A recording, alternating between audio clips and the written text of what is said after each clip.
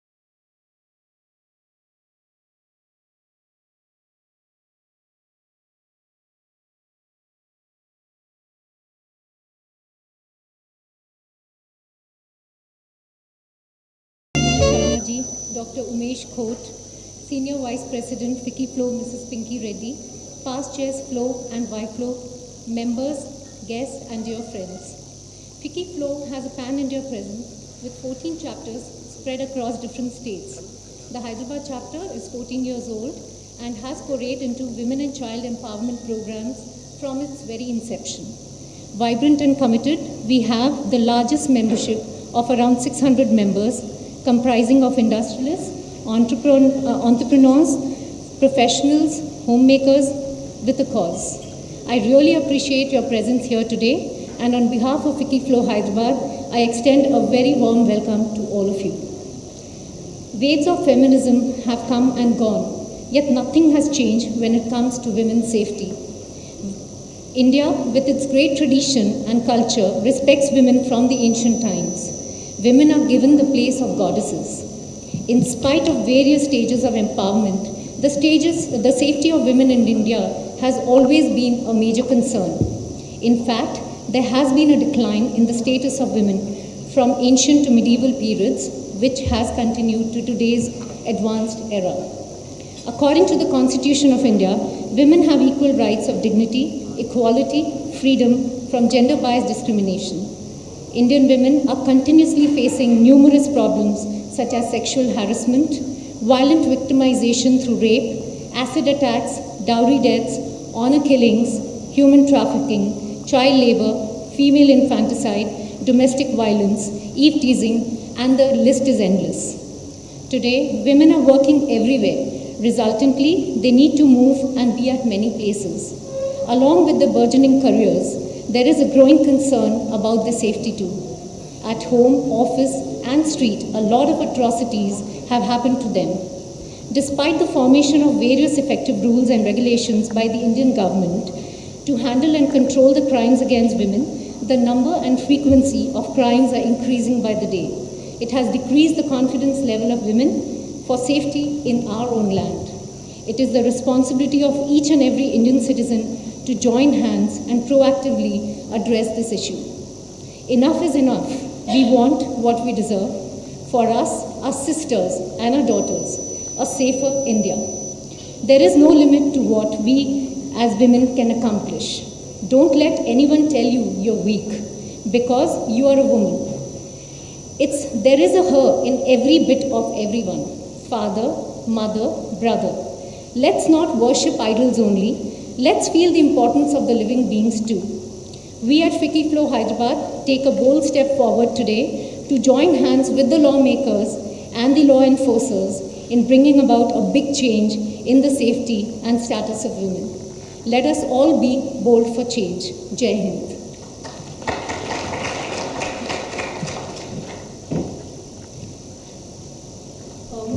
We have visiting cardiologist Dr. Umesh Kot from Cleveland Clinics here with us today. He's come all the way from US, and I invite him on stage.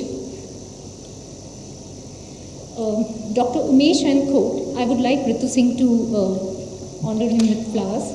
Dr. Umesh Kot is a fellow of the American College of Cardiology and serves as vice chairman of the Robert and Suzanne Tomskich Department of Cardiovascular Medicine and staff cardiologist in the section of clinical cardiology in the Siddle and Arnold Miller Family Heart and Vascular Institute. He also serves as chief quality officer at the Miller Family Heart and Vascular Institute. His clinical specialties include heart attack care, heart failure, coronary heart disease, heart valve disease. He is board certified in cardiovascular medicine, endocardiography, and nuclear cardiography. He is the author of a number of research articles in leading medical journals, including the New England Journal of Medicine, Journal of American Medical Association, Journal of the American College of Cardiology and Circulation. He has contributed to novel understanding of the role of cardiolator therapy in severe aortic stenosis, the association between risk factors and heart disease, and insights into outcomes in patients with heart failure and heart surgery. His research has been cited within the practice guidelines of the American College of Cardiology, American Heart Association, and European Society of Cardiology. He has also served as a reviewer for JAMA, Circulation, American Heart Journal, Nature Practice Cardiovascular Medicine, and American Journal of Cardiology. I invite Dr. Umesh to come and address the gathering.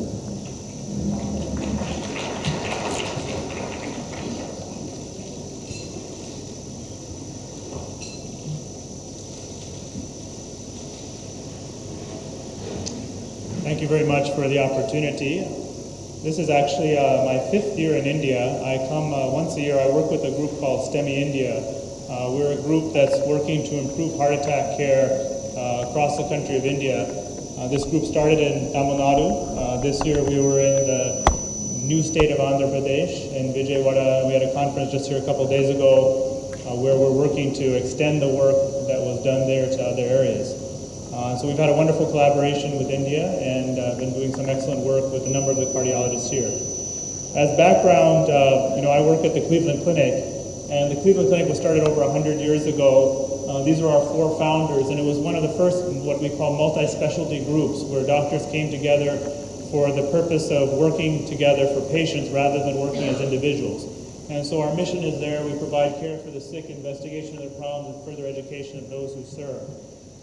We are the 2nd largest group practice in the United States. We have over 3,000 physicians.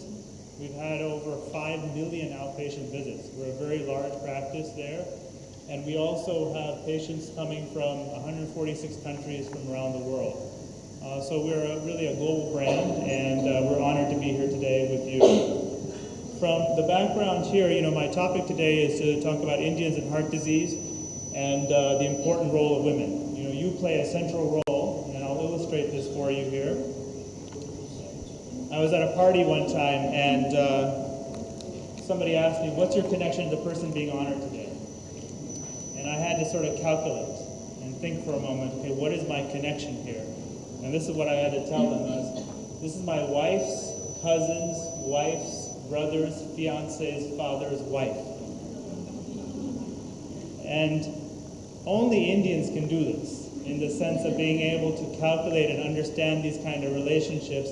Most Americans would have said, we're not really related to these people at all, and we have no connection to them at all. But, for Indians really love relationships. I mean, we very are, it's part of our blood. And I say here, this cultural attribute is reflected in Indian languages in a way not found in English. And let me just share this with you.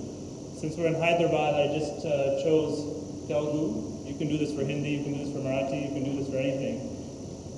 These are all, this is page 1 of your potential relationships, and there are probably more to this, in terms of this wife, aunt, English only has aunt, but here father, sister, mother's elder sister, mother's younger sister, daughter, daughter-in-law, father's older brother's wife, father's younger brother's wife, granddaughter, granddaughter. That's slide 1. Here's slide 2. You get older, grandmother, depending whether you're on the father's side, mother's side, grandson, mother, mother-in-law, all these different things. And so, and like I said, is that, my family's from Maharashtra. This is the same thing in Marathi, same thing as in Hindi. You can see this. And this is not in English. English doesn't have anything comparable to this. And so, you as women here with your relationships have tremendous influence on those around you in your immediate and extended family because of these connections. And because these connections are something that are very valued in the Indian culture. I'll also share another viewpoint. So I got promoted to vice chairman, so I was very excited. I just received my promotion to vice chairman. I told my wife, and this is actually what her response was. That's very good. You're used to that position. And I think that's the other thing here is that women are the decision makers, and especially when it comes to healthcare. Is that, yes, okay, the man might be the head of the household and all this and that kind of stuff, but the real decisions when it comes to healthcare are really driven by women. I tell my residents that when a man shows up to the hospital, if you ask them, why are they really here? They may say they're here for chest pain, or they may say, why are you really here? They're really here because some woman told them it's time for you to go to the doctor. Whether it was their mother, their daughter, their sister, the women are the ones who have forced the decision. If it was up to the man would have just stayed home and nothing would have happened, and the man would have probably died. So I think that that's, why we're talking to you as women, is that you really play an important role in putting all of this together for your families and friends and everyone. And so what I'm talking today is really primarily focusing on awareness, is that there is an epidemic happening in India and with Indians. And this actually started, I became aware of this actually when I was really what was called residency. I think you call it your junior doctor. In 1999, so I was in my 20s at that time. So my parents' generation would have been in their 50s at that time. I counted up 12 of my Indian friends in the US. 3 had no heart disease, 8 had heart catheterization, 4 had bypass surgery, 1 had heart failure, and 3 were dead already. And so this actually was quite striking, and it was something that really was only aware of outside of India actually at that time, because only outside of India could people collect the data. This was in the 90s, data in India really wasn't available. So this was the first data that came out. It said that no matter where you were, if you were Indian, your risk of heart disease was much higher than the general population, no matter what country. Indians in Singapore, if you're Indian in South Africa, if you're Indian in England, and then if you compare yourself to the general population, and the magnitude of that is dramatic. So if you just take the general population of the United States, and the United States is considered to be, there are certain countries that are considered to have high levels of heart disease. The United States is one of them. 3 times higher compared to Singapore. If you compare to France, the Indians in Singapore 6 times higher. If you compare to the Japanese, 20 times higher. So this was the first observation. This was in the 1990s, that there was something going on with the Indians here. This was also more data, as Indians were 4 to 5 times greater risk of hospitalization, 2.5 to 5 times greater risk of heart attack, and 1.5 to 3 times greater risk of dying of heart disease. So this was the data that's starting to come together in the 1990s outside of India from the diaspora. The diaspora was seeing this in the areas that had healthcare that could calculate this. What about Indians in India? Then the data started coming from India. And this was one study that started out. Men in New Delhi had a 4-time higher rate of heart disease than Framingham, Massachusetts. Framingham, Massachusetts is where a lot of the information about heart disease came from the United States. And if you just calculate how likely you are to have heart disease, it's 4 times higher. Indian women are not spared. So this is not a man's disease. This is not something that just happens to men and it doesn't happen to women. Indian women have a 4 times higher death rate than American women, 14 times higher rate than French women, and 21 times higher rate than Japanese women. So this is an equal opportunity thing. This is not just a male issue. Women are impacted in the same way. And so I think that my main goal with you, if I have one goal for awareness, is that you walk out of here with really this statement in your mind: is that Indian men and women have the highest rate of heart disease of any population in the world. doesn't matter, what country or anything like that, Indians have the highest risk by far. So what are some of the characteristics of that disease? There are really 4 words: early, massive, extensive, and unamenable. And so what does that mean? Early, this occurs on average 4 or 5 to 10 years earlier than in whites. Indian men in their 30s have 10 times higher risk than whites, and many Indians who get heart disease develop it before the age of 60. I was just at one of the care hospitals at Hyderabad this morning, and they're seeing patients with heart disease in their 40s, and it's 30s, and sometimes even in their 20s. So it's a very dramatic problem there. Indians typically have massive heart attacks. They have large heart attacks with more heart damage, more likely to have heart failure resulting in disability.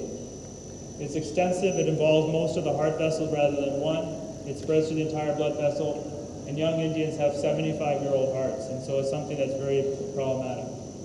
Unamenable. Vessels can be difficult or impossible to bypass, can be difficult to angioplasty, and it often progresses very quickly to early death despite treatment. So why is this? This really comes down to not really cholesterol, and I'll show you what this is. We talk about cholesterol as that, and the cholesterol profile in Indians is very different. Indians tend to have normal or low good cholesterol, total cholesterol, but they have very low what's called HDL cholesterol. And so the risk profile in Indians is very different than in the white population. They have high levels of a type of lipoprotein A, they have low levels of HDL, they have insulin-resistant diabetes, central obesity, and lack of exercise. These really are defining things that are doing this. What you can do, I'll just end with here really 5 messages. They're very simple. No smoking. It's very surprising how smoking is really taken off here. Indians plus smoking is really asking for early death. Really, it's not a good idea. Keep the weight down. Indians don't tolerate increases in weight. In fact, the weight level for Indians is lower than for whites. People are supposed to have a body mass index of 23. Treat risk factors like high blood pressure, high cholesterol, and diabetes. Treatment saves lives. Exercise regularly. That's something that's very important for us. And in patients with heart disease, they must take their medications regularly. All heart patients have medicines they take for the long run. So if a heart patient says, I don't have medicines, I don't need medicines, that's wrong. So in the end, really, for the future, you really can make a difference for yourself and those around you by bringing this awareness of heart disease and bringing the awareness of the things that can do to prevent it, to prevent the recurrence of heart disease and early death. And I want to again thank you for the opportunity to speak today to your group today. Thanks so much.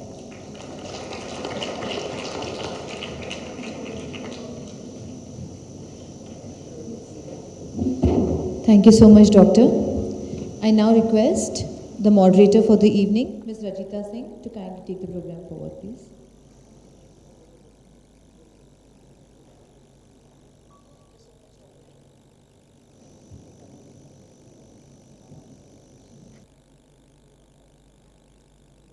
Good evening, everyone, the audience, and the esteemed panelists.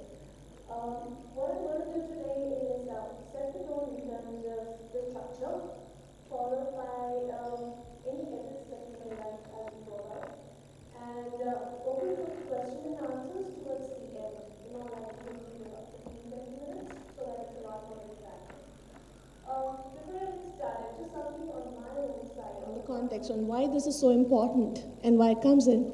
We all know that physical manifestations can happen only between polarities, whether it's positive, negative, whether it's tradition, modernism, it's male, female, Shiva Shakti, name it, all of it. Each of us has a masculine and a feminine energy amongst us. Many a times people refer that, oh, you have a father in you. The way your father behaves, you have that in you. No, you have more of your mom to a son. So what is it? It's just about the energies and the way they are around us. Balancing these two brings out and cultivates the calm, equanimity within all of us and the entire ecosystem as a whole. The moment we create a divide between the polarities, judgments about perceived superiority, inferiority, between the two arise. And because of these, there are layers of confusion, ugliness, and exploitation that have occurred. We all know that traditionally Indian culture is a feminine culture. It's always been treated either at par, if not more important. But because of the fact that India was invaded several thousand years ago, many times women started to get inside the house. And since then, it's just a downhill. So what we want to do today is request you to share some of your thoughts at a macro level, and then possibly maybe get a little personal to understand, how things have been for you all as a family, as a person, and then move ahead. So my first question to all three of you is gender-based discrimination and violence. What, according to you, are the laws that are already there, and what are the laws that we need to enforce? Could you all please take a moment to share some thoughts on that?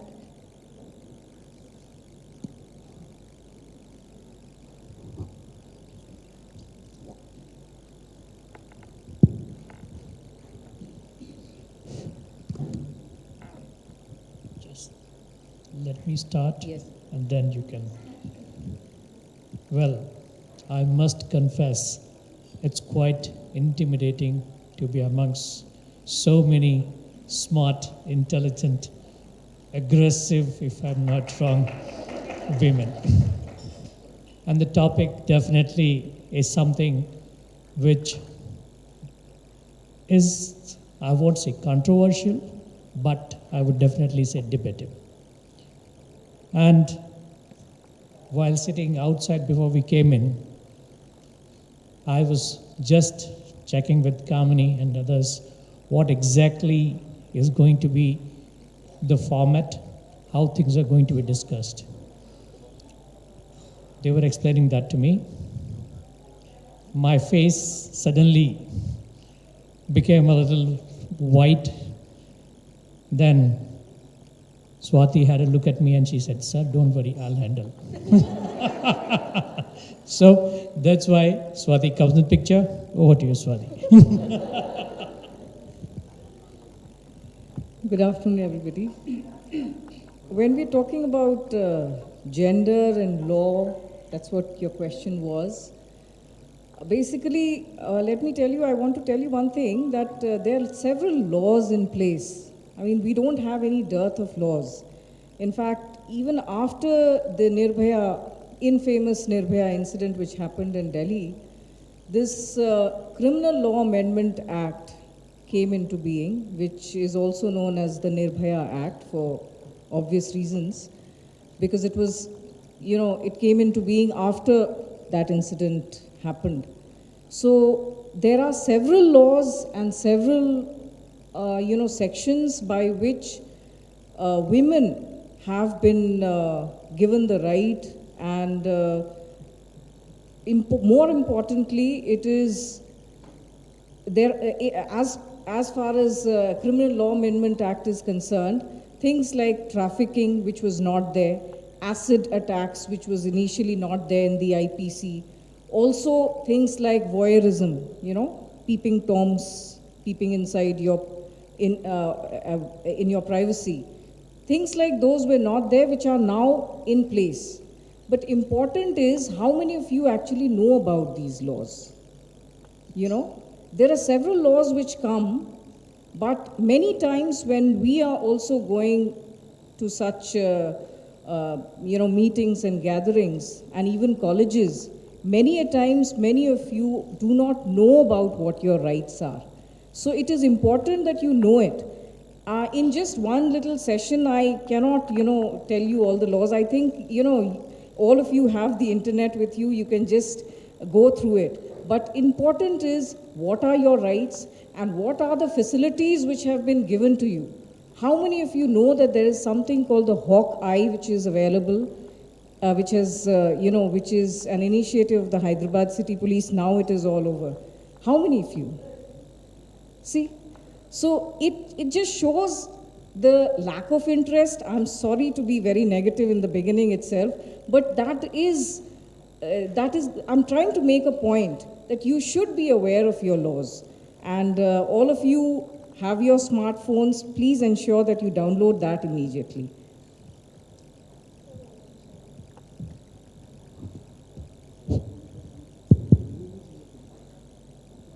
As Sir has said and Madam Swati has told about the laws, that laws are there.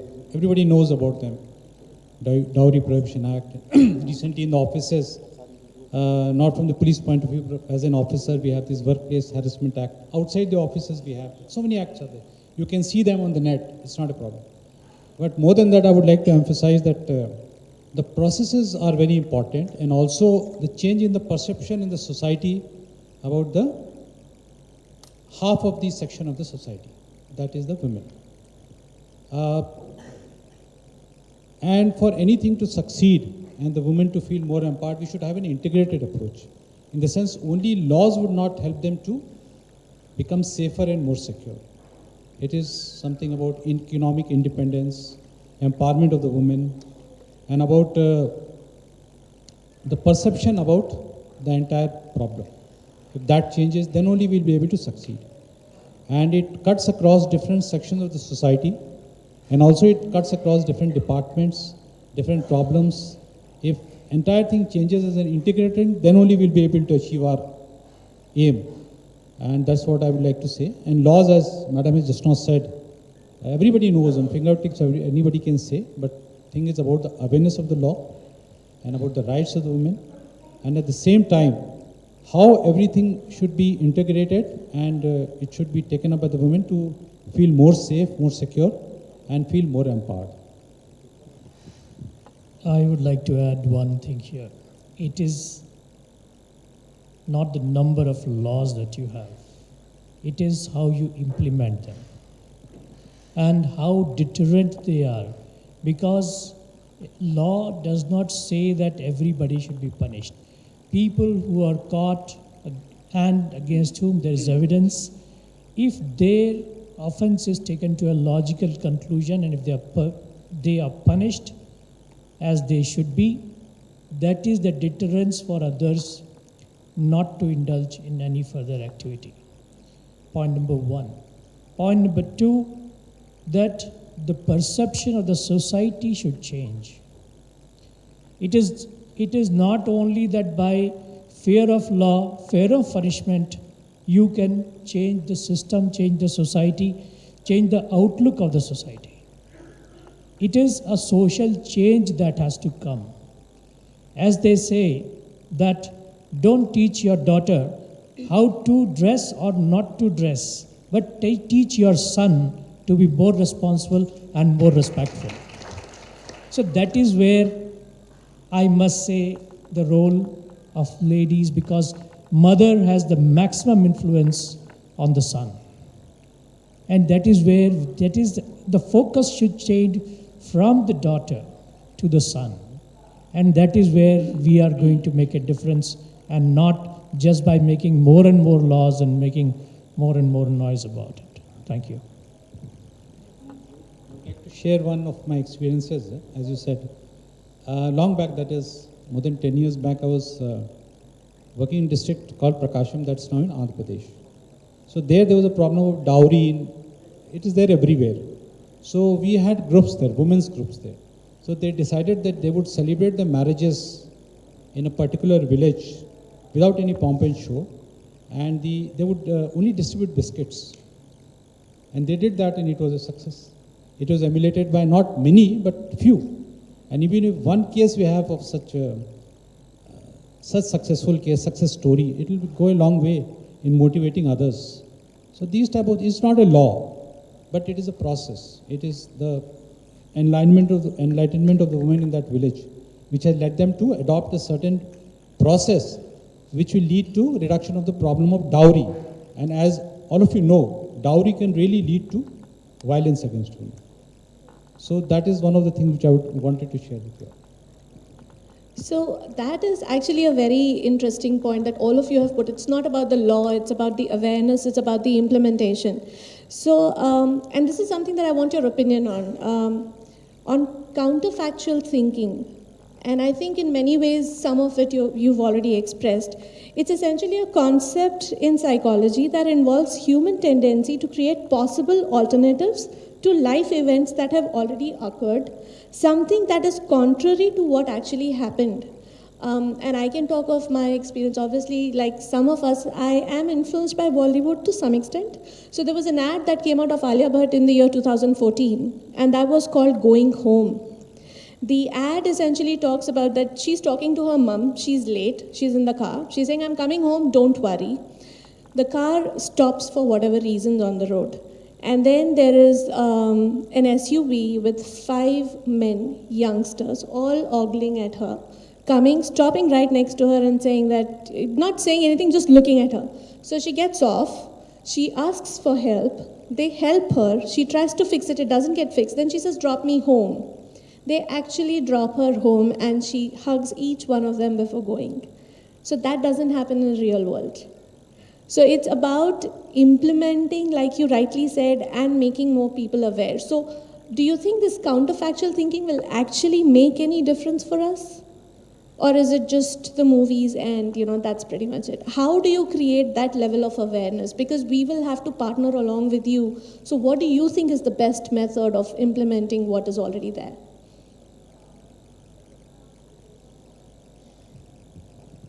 See, the idea behind that particular ad is to show that there is another aspect to a man-woman relationship. It's not always that everybody is there to harm.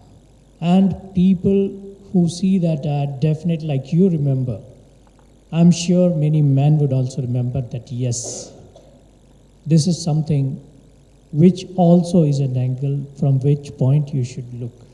Otherwise, normally, the films traditionally used to say the person who stalks and who's aggressive in his approach, he basically finally makes a lady fall. That's actually a wrong perception. But then again, that is a perception in the society. The thing has to change. That perception has to change. And that change has to come from such kind of advertisement, such kind of social teaching. And that is how things will change. It is not that by making, a film or something, one day things will change. Things will change, but only thing is that we have to slowly induct, keep on repeating those things so that people understand.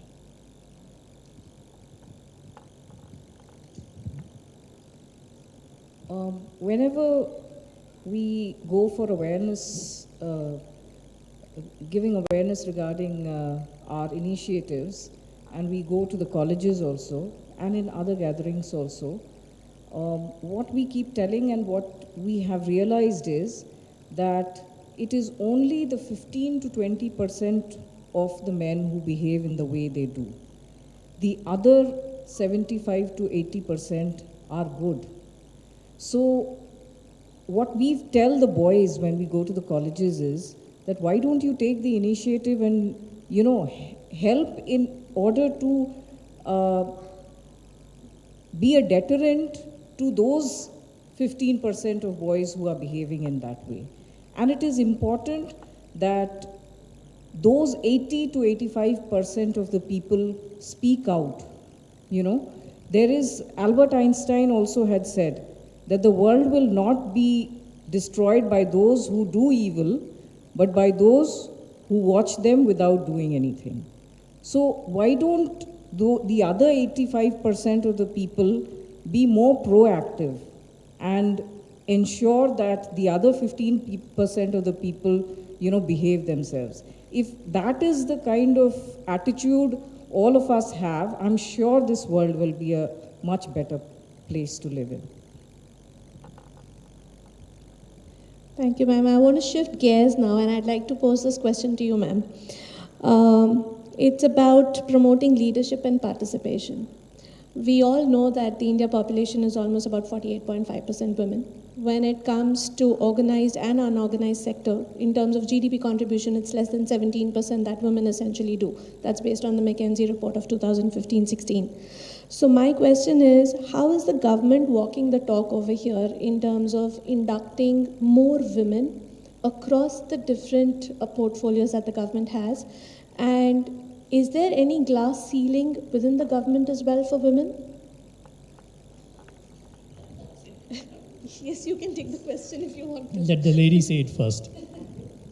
In fact, I would like to thank our DG for, especially, most of you would not be knowing that women in the police are less than 5%, which is a very skewed kind of a percentage balance that is there. If we see the population of the citizens and what, so DGP sir has in fact, he spoke to the government, and today we have 33% reservation for women in the police service, and especially at the constabulary and the sub-inspector level, which is very important, because whenever there is normally, people say that why don't you have women police stations?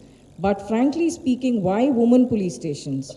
Every police station should have that sufficient number of women so that any woman can go to any police station which is convenient for her. Why should she go to women police stations maybe some kilometers away from her? So that is what from the police department, I think under our DGP's leadership, a lot has been done, and in fact he is very much, he is always supportive of the initiatives that we need to take for women and children.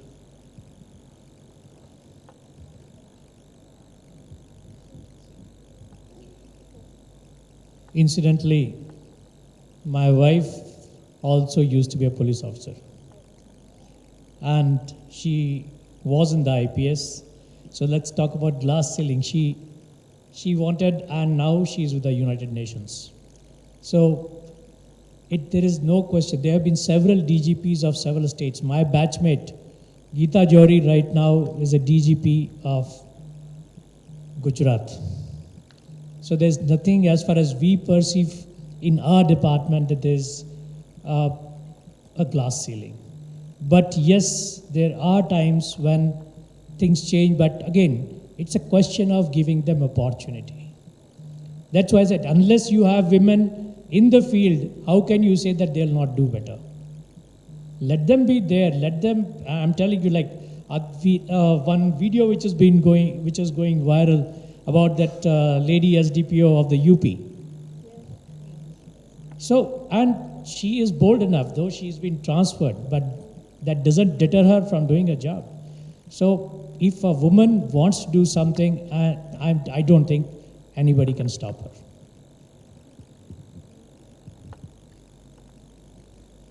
Very encouraging, sir. Sunil, sir, would you like to? As sir has rightly said, and also Swati ji has told that women really are doing very well in all the departments, be it police, be it any other department, and in no way they are less. In fact, in some cases they are better than men. I can frankly say, without any qualms, that they have more patience and they are able to understand the sometimes subjects better and results are better.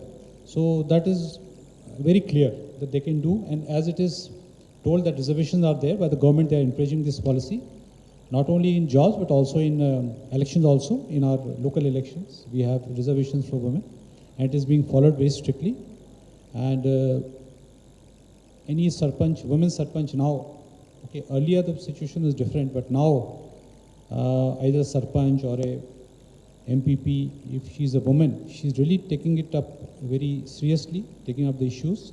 Similarly, a woman MLA, and taking the development of that area and ensuring that they are doing equally, in some cases better than men in terms of their work. Thank you. I'm going to shift gears again, and just so that you understand, I'm into racing, so I keep shifting gears very often. Sorry about that. We move to the next topic, which I think everybody would benefit on, is adultery. So the question that we have is, why is this a criminal law and not a civil law? And isn't there a need to change it? Do you think there's a need to change adultery at all? Yes.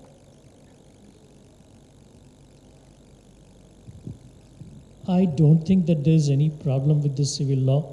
Right now, a daughter gets equal share in the property, and I don't think there's any other discrimination which in civil law that exists, not to my knowledge. because I know more about criminal law rather than civil law, but since you have raised the topic, maybe you can elaborate and then we can explain on that. Sure. Actually, I'm just trying to get my hands around the whole thing, which is why I thought I'll possibly pose this question and get some views if you think it should be a civil law or a criminal law. Okay, with that, I'll move on to the next. And this is pretty common. Quite a bit of it is, some of it has already been experienced in Hyderabad. It's about fraudulent activities on online marriages and how women come back, and how they have the challenges of having 6-month-old kids, being pregnant, being abandoned, and stuff like that. There is a lot that happens from an NGO standpoint. The government also came down finding out, the intents of each NGO. But are there any, top two, three to-dos that you could give us that we could educate the others in terms of what really needs to happen in such cases?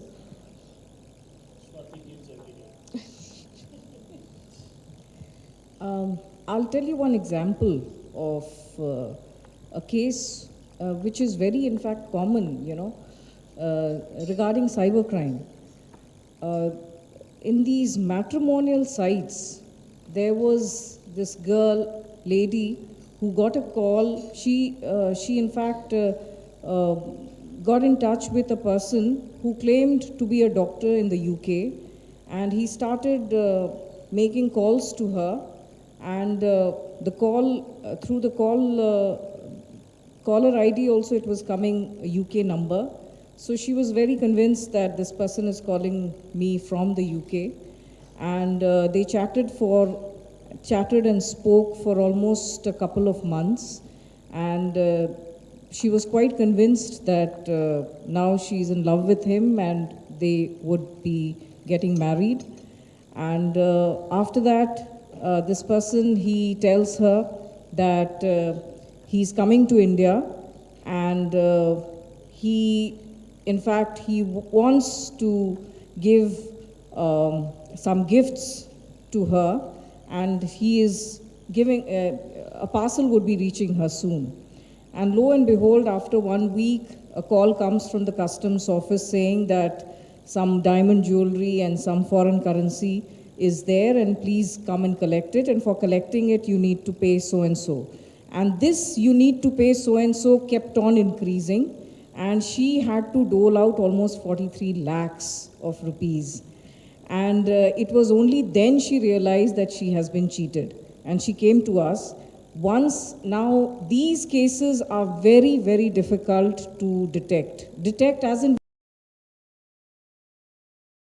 very difficult.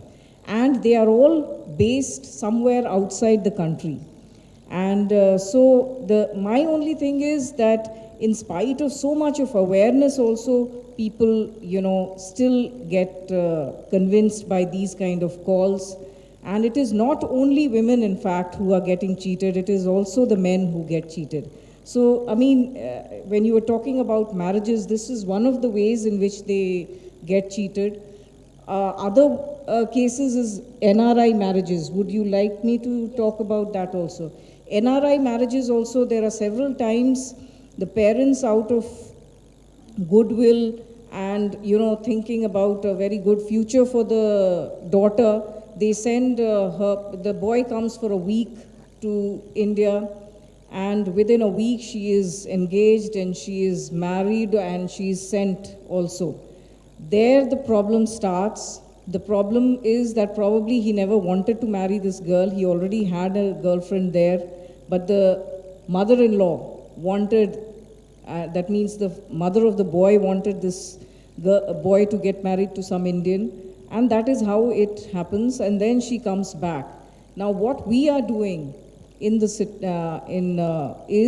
that we are trying to impound the passport also, apart from giving the LOC. LOC, of course, we do the lookout circular, we do file for lookout circular, but at the same time we also register cases and then have an NBW, non-bailable warrant in place. After the non-bailable warrant is in place, we also write to the passport office to impound his passport. So this is how we are trying to get that person. So the fear of losing his passport makes him come back. So this is a way we are trying to deal with it, but it's a tough job, let me tell you. The problems that that women are facing after getting married and going there and then suffering is a lot, and more needs to be done, and we are also trying our best to see how best we can look into this matter. Is there a check or some kind of licensing needed for the matrimonial sites or these agencies with Kama? See what? Because they are sprouting by the number. There are hundreds of them the minute you click on matrimonial sites. See, what they say is that we are just a platform, and it is the people, they come and they meet each other.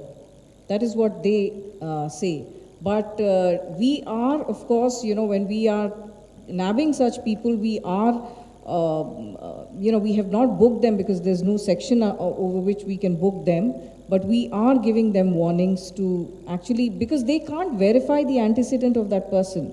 The person is coming and they are, and another way in which these matrimonial sites are cheating people is only by taking registration fees. That is another kind of cheating. That they just take the registration fees, 5,000, 2,000, so people pay them and then they don't get back again thinking that it's only 2,000 that I have lost, forget it. So that is another kind of a cheating. Thank you. Shri Sunil Sharma ji has to reach, he just got an official call. So we'll just ask Ajita to felicitate him with the green certificate. Thank you, sir, for being here. Thank you very much, and I'm really sorry that I'm leaving midway because I have some meeting that was suddenly, arranged, so I have to leave. It was a pleasure meeting all of you, and definitely from my side, whatever I can do to ensure that women are safe, I'll definitely do that. Thank you.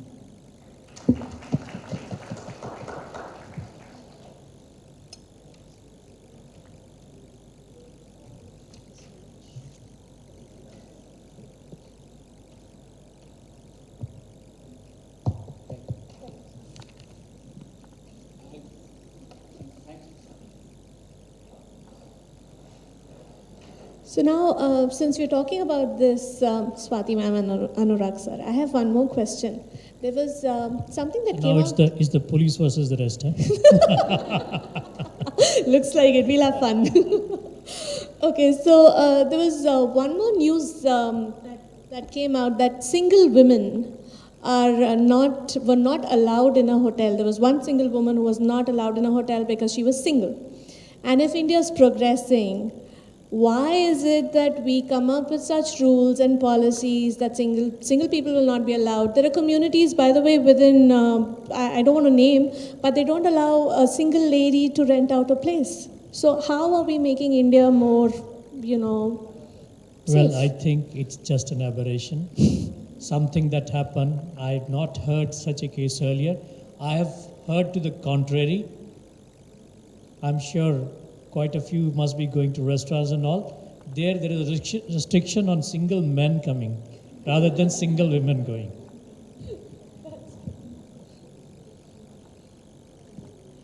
Okay, so I'll move on, and I have another question which is specific to the Nirbhaya Fund. That this was rolled out and announced by the government in 2013, 1,000 crores every year. There's a fund of almost 3,000 crores based on some report that was published, I think, in May or June earlier this year, that all of it is unutilized or underutilized. So we wanted to understand if you have funds like this, and they've named also, there's something called Integrated Emergency Response Management System, which is to be deployed by the railways. Then there's something that's being done by the Home Ministry. There's something that's called the Abhaya Project. And there's something called the Chirali Friends Forever. So, it's a good thing, we come together, we say we're going to do it for a cause and we devote the money, but then why aren't we acting on it? I would like to respond to that they have not been able to decide as to how they would like to utilize it. We have sent several proposals that please give it to us. We will like to do, because a few things that I thought initially was that we should have a help desk kind of a thing in every police station. But again, there is a difference of opinion as to what should be done with that. They wanted that 112 to be started for which they are still, is of course started rolling out, but that is one thing which they have been funding on that. But otherwise, despite several states making request, this fund, so far, they have not been able to frame exact policy guidelines as to on what conditions and on for what purposes it should be given. Yes, there's a lot of it which has not been utilized, and definitely we are trying to work on that. If it comes, definitely it will make a lot of difference to us. Thank you. So on a related note, sir, sorry Kamini, I just have two more. Digitization and security.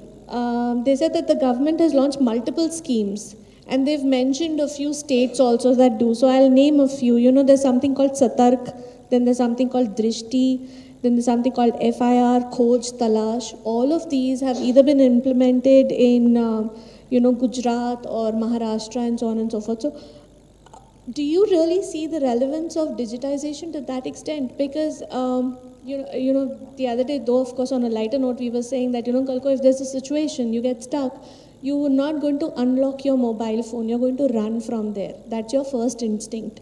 So when you digitize all of this also, how do you get the ROI for this? And how do we go about implementing such things? Because these are important, and it's a digital India. What do we do about it?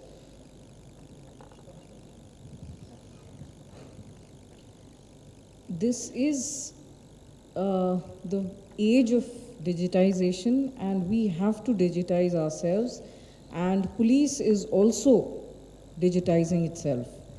Now, as far as, you said that in case of a problem, see, till now, we have launched this mobile hawk application, and there are, let me tell you, more than 50 lakh downloads already. And when we started it, that is in the year 2015 when we started it, there's an SOS button over there, which when you press, it goes to your 5 friends, plus the nearest mobile, patrol mobile, plus the control room, the police station, so on and so forth. And immediately they go to the rescue of the person. Now, when we launched it, there were several test calls coming from ladies, and it was a testing time for us also. So we ensured that our people replied to those and did not, just to assure the women calling up that yes, we will be there whenever. So they were just calling up saying that we are testing whether you reply or not. So it is not so bad also. The thing is, immediately, at least, even when you feel threatened, you can call up.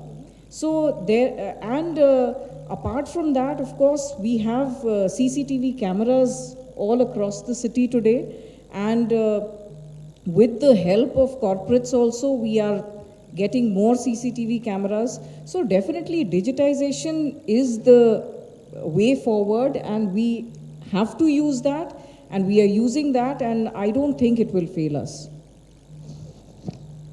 The last question to both of you individually, which is very personal. Swati ma'am, I found this on the web. Please correct me if I'm wrong. You were the youngest and the most pampered in your family. So how did the, tough super cop emerge? What did it take for you to get here? Yes, I was pampered. I was the youngest in the family, and in fact, I was brought up in the most sheltered manner. I come from a small town, which is now the capital of Jharkhand, Ranchi, and I didn't know several parts of Ranchi itself. So, of course, after that, I went on to study in LSR in Delhi, which gave me a lot of confidence, because I was staying in the hostel and I was going out on my own with my friends. So that gave me a little bit of more confidence. Then, of course, the training that we have in NPA, the police academy, that gives us more confidence. And I think it is, it's the experience which makes you, more confident. And now it's almost now 22 years of my service today. And it's never been like, I have never felt that being a lady, I'm being, targeted or anything like that. And frankly speaking, in our cadre, right from Andhra Pradesh, with seniors like Sir, it has been a very smooth run for us. And we have been given our due. And, it's, in fact, I have never looked back and never thought why I have joined this service. In fact, many times when people get into the IPS, there is always a second thought, let me try for the IAS once again. But frankly speaking, when I got through the IPS, I never looked back and I never thought of trying it again. Truly inspiration. Anurag sir, my question to you, again on the personal front, and that's the last one. Yeah, of course. So you have a very accomplished wife. You have a son and a daughter. And your daughter goes about trying things on her own. So I want to ask you, while you did say that, you train, it's important to talk to the sons of today of, how you need to behave or what to expect. How did you bring your daughter up? Was there any one lesson that you gave her which is a lifetime accomplishment or something that's in her head that lets her go out, explore the world and be on top of the world? Well, the answer does not lie with me. It lies with my wife. She was a police officer. She was the first women police officer of Bengal cadre. And she, of course, worked in Hyderabad. So my children have been seeing their mom as a police officer working independently. And definitely my daughter going after her, she has no, I should say, inhibitions of any kind. She is right now a doctor in San Diego. And I don't see that she has any kind of reservations as far as being a woman is concerned. She is as good as any other man, and I should say I would rate her better than my son. So that's about it. I have a question to ask. There was this ragging law in colleges and schools which came about some years back, and after that we've seen a very, very sharp decline in the ragging in the colleges and schools. Coming from north and east part of India, we are constantly facing eve teasing at all the points, especially on the streets, at home, in school.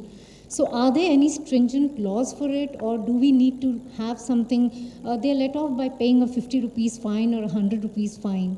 So is there some stricter law which can be in place and stop the women from feeling inferior at such a young age? We have it in Hyderabad, but unfortunately yes, the other parts of course, of she India. teams is there, and it is also being replicated in other states. In fact, there are other state officers who are coming to see how we are functioning, and they are taking back the good practices from Hyderabad. Apart from that, I mean, when you were talking about laws, on par with the Anti-Ragging Act, similar law we are also planning to have, that is the Anti-Eve Teasing Act.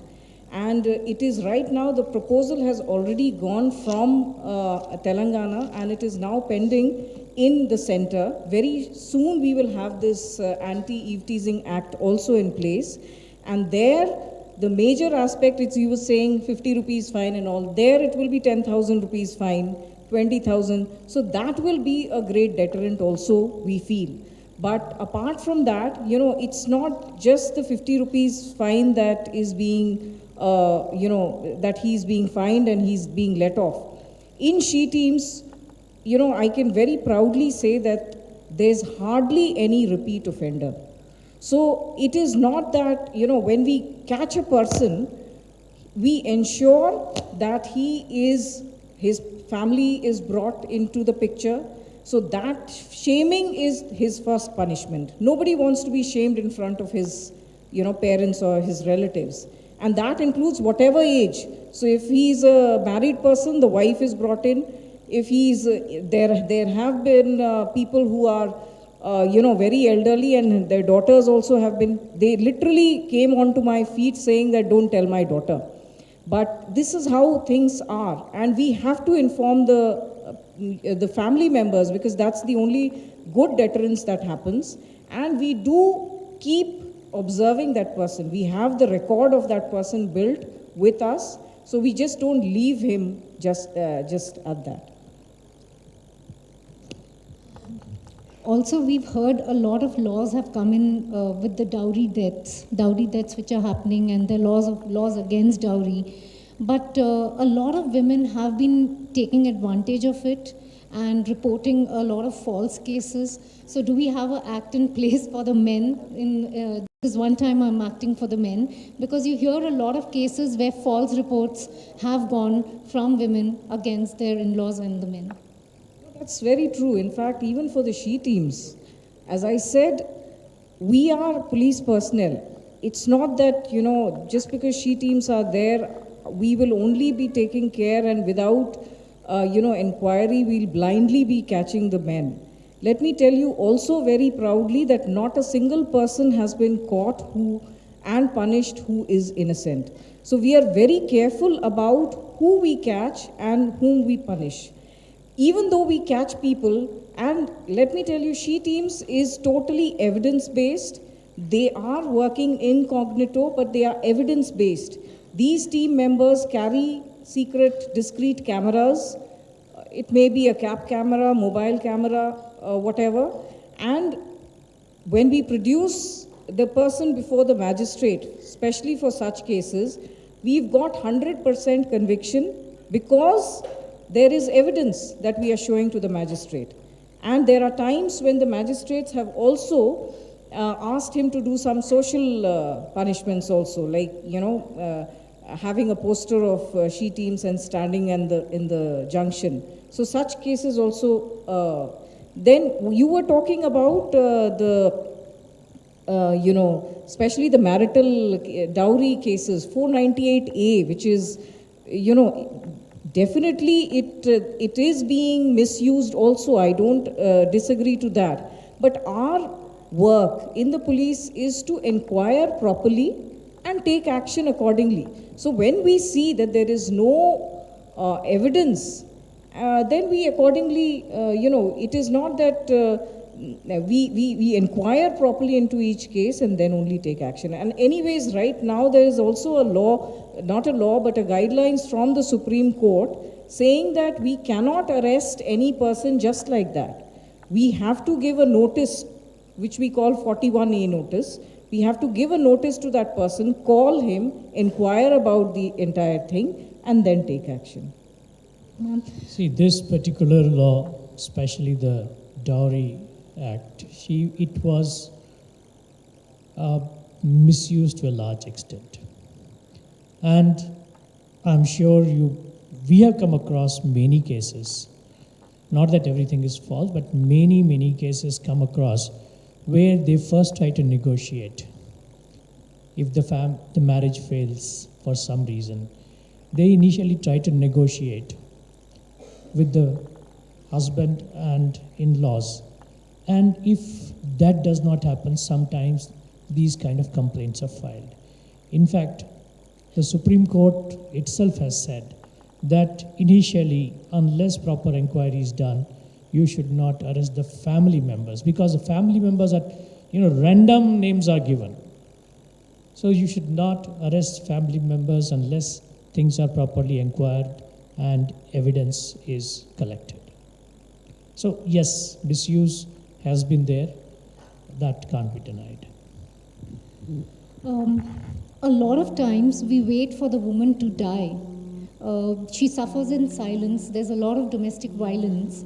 They don't know whom to report to. Are there some laws in place for punishment? Because mostly the family members, we come in, the Indian society is such, they tell the women, okay, you're married, now whatever they're doing, you just have to live there.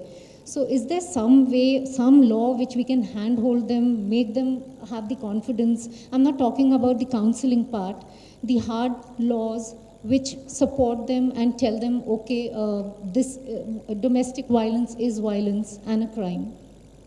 See, any time a woman comes with a wound, with where she has been injured, we definitely register the case straight away. There are times when, of course, when a domestic violence case comes, we first try to patch them up as per the guidelines of the Supreme Court. We also have this Bharosa Center with us, where very good counselors are also there. And there have been very good success stories also, wherein, and let me tell you, I mean, as per the experience that we've seen through Bharosa, maximum number of cases, the violence is there after this man gets drunk. So after he gets drunk, he beats that woman up. So at Bharosa Center, we also have these couple counselings happening. We also have de-addiction workshops happening.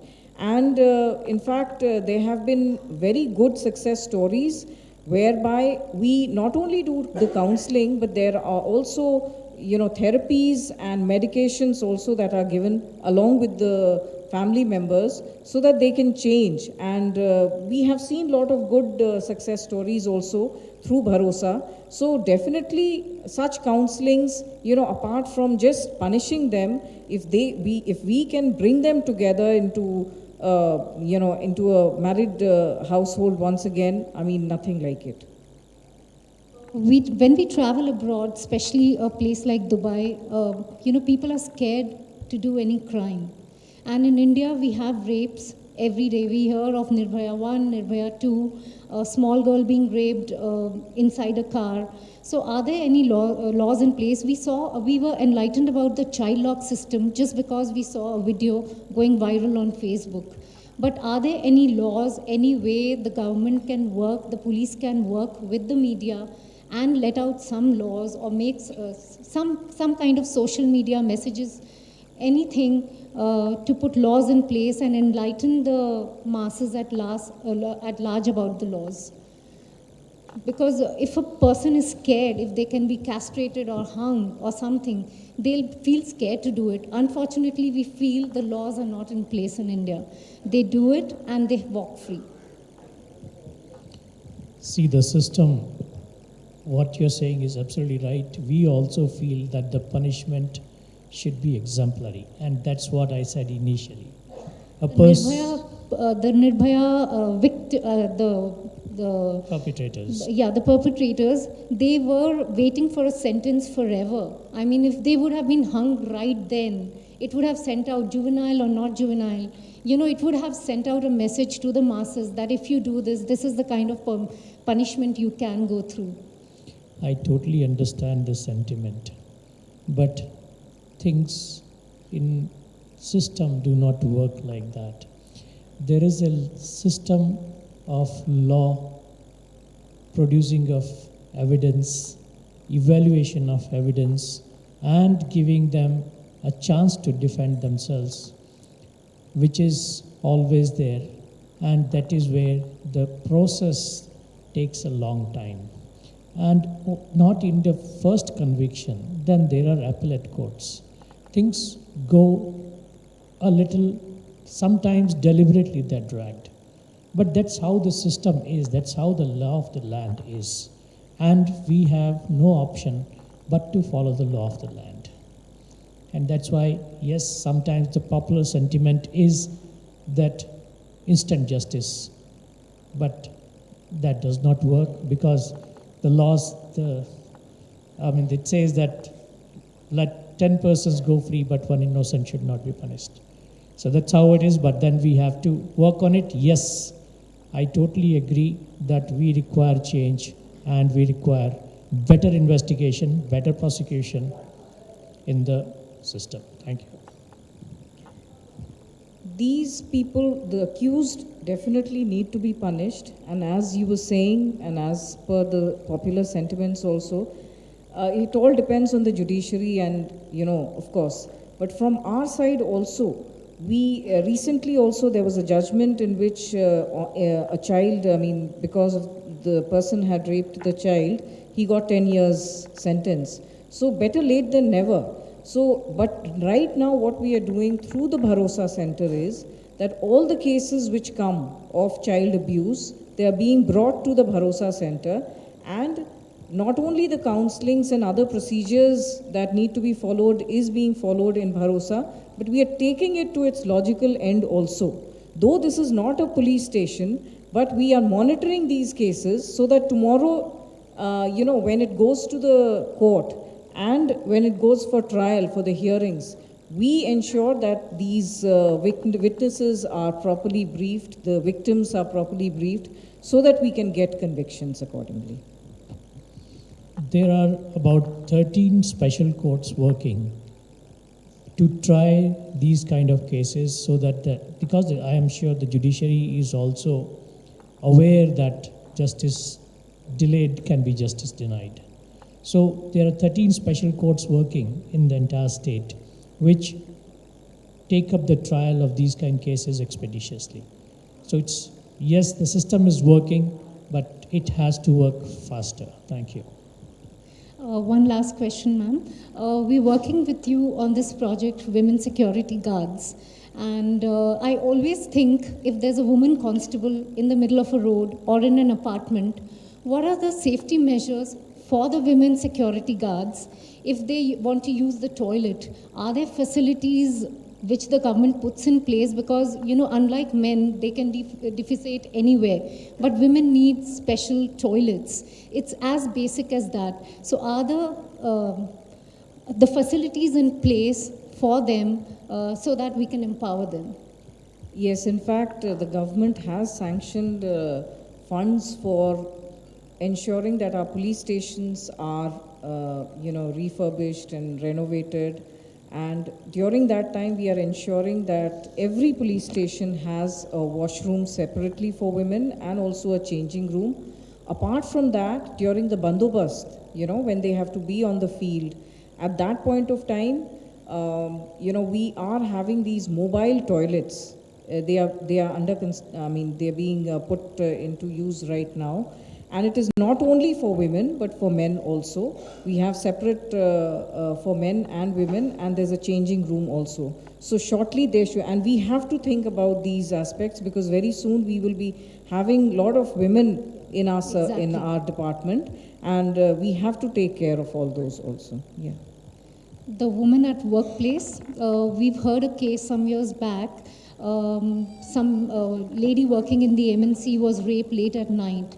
So we do hear of the she-cabs, but we don't see any she-cabs on the road. So are you working on that way that, we have she-cabs and all the cars which are sold are without the child lock? That can be a big way preventing rapes in cars. Cabs, actually, only the she is common to us.